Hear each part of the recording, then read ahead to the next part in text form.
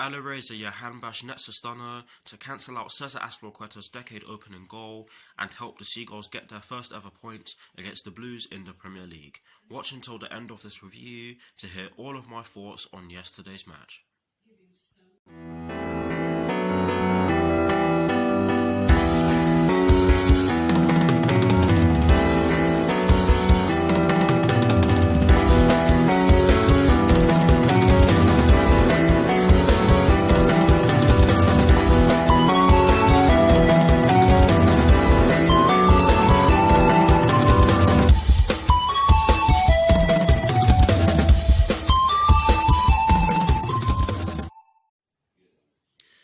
Hello people, welcome to my channel, welcome to another video. This is my review of the game which took place yesterday afternoon in the Premier League at the Amex Stadium between Brighton and Hove Albion and Chelsea, which ended in a 1-1 draw. So what I'm going to do for you guys in terms of this review is that firstly, I'll be giving you guys the lineup that Frank Lampard fielded at the start of yesterday's match.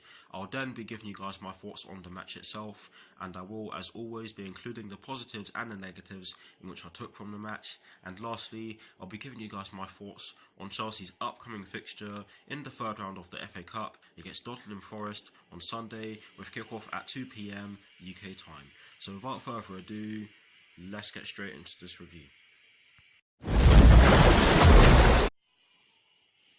So kicking things off with the lineup that Frank Lampard fielded at the start of yesterday's match, and as always, starting off with the formation. Apparently it was a 4-3-3. Now guys, if you did not notice, I didn't do a team sheet reaction or a match reaction video because I was far too tired. I actually missed the first half.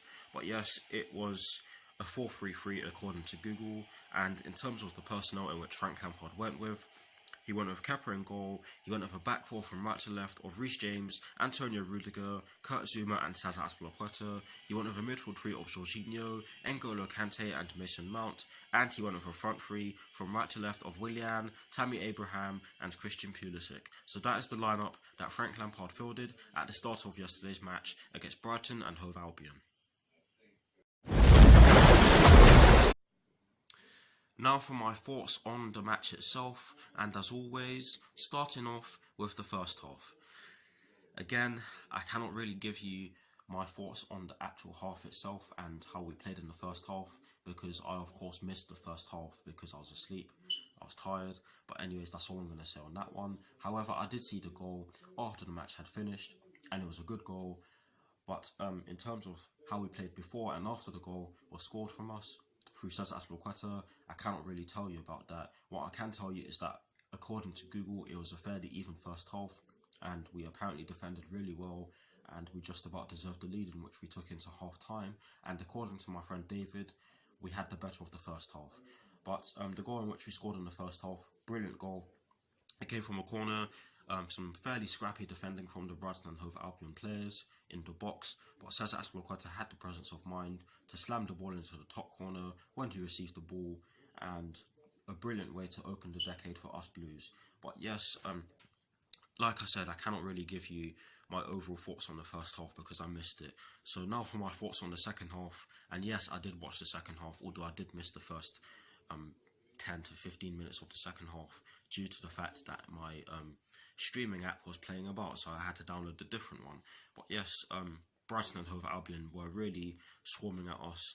They had they packed out the middle. They were trying to play through the middle, and they did so with a lot of success. And we were defending for large parts of that second half. Attacking wise, I don't think we were that great in the second half.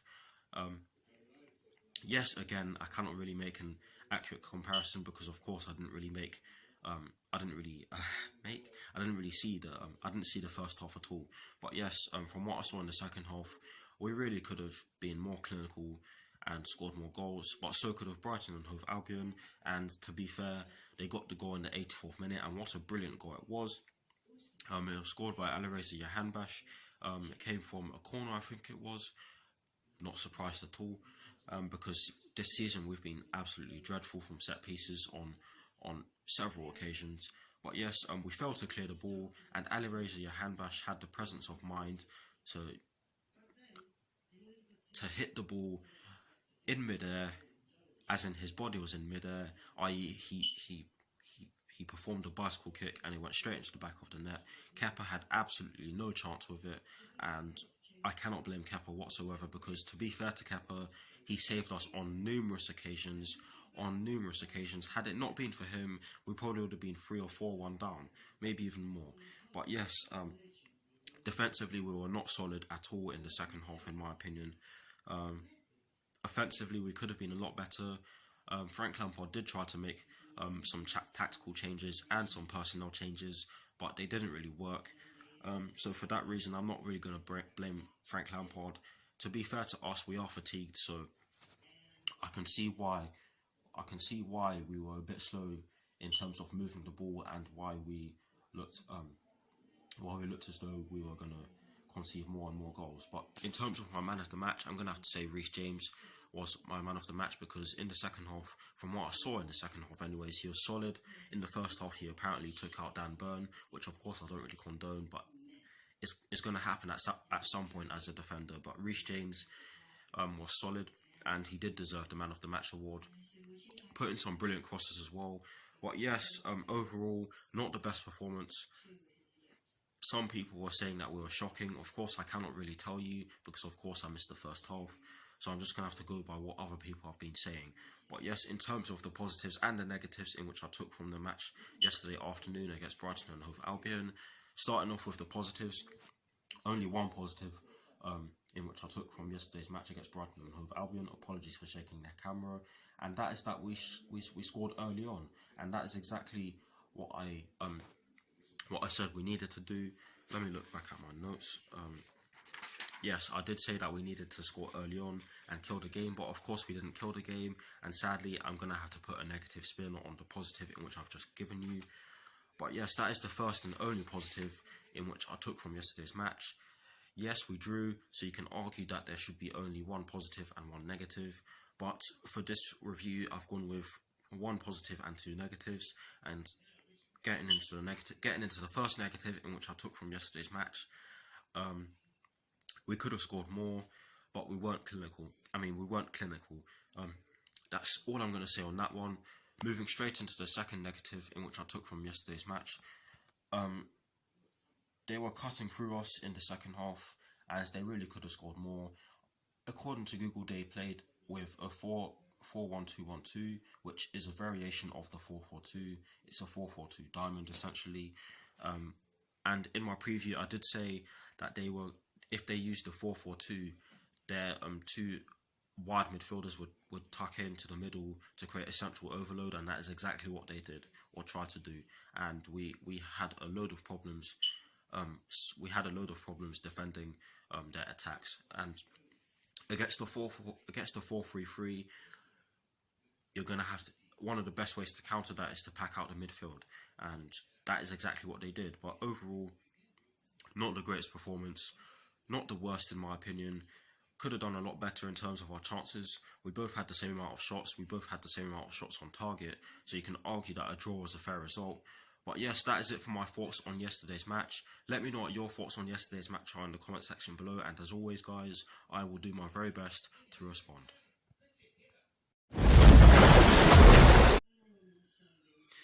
Now, to conclude this review, I'm going to give you guys my thoughts on Chelsea's upcoming FA Cup fixture, which will be taking place on Sunday at Stamford Bridge against Nottingham Forest, with kickoff at 2 PM UK time.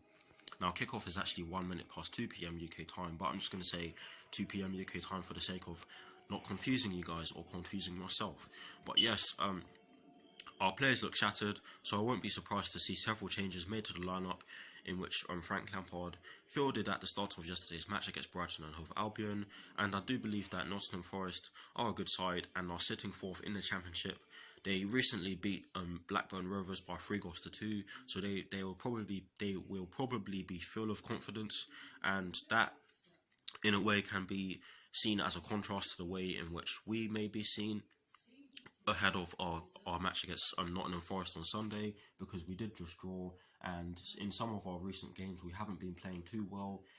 For large chunks of our game against Arsenal, or the first half against Arsenal, we weren't playing well. we did lose to Southampton, where we put in an absolutely dreadful performance and deserved to lose that game. So Nottingham Forest will probably play or try to play in a similar way to Southampton and a few other teams like Bournemouth and West Ham United, and even Everton, where they all sat back and hit us on dangerous counterattacks and got a lot of success from doing so.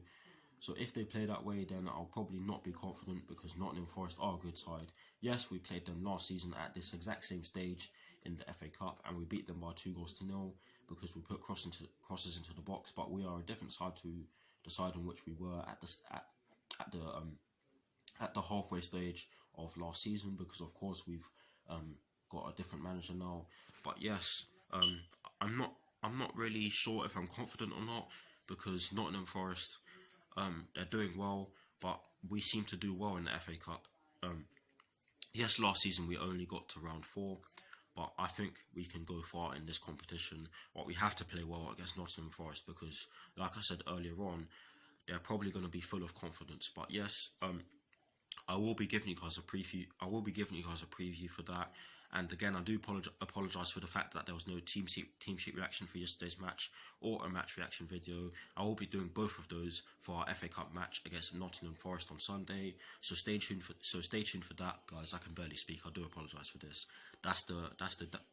Those are the drawbacks of having a cold, or one of them, anyways. But yes, that is it for this review. I hope you enjoyed it. Like, comment and subscribe to my channel if you're new, and I'll see you all very soon for some more videos. Come on, you Blues. Come on, Frank Lampard. And peace.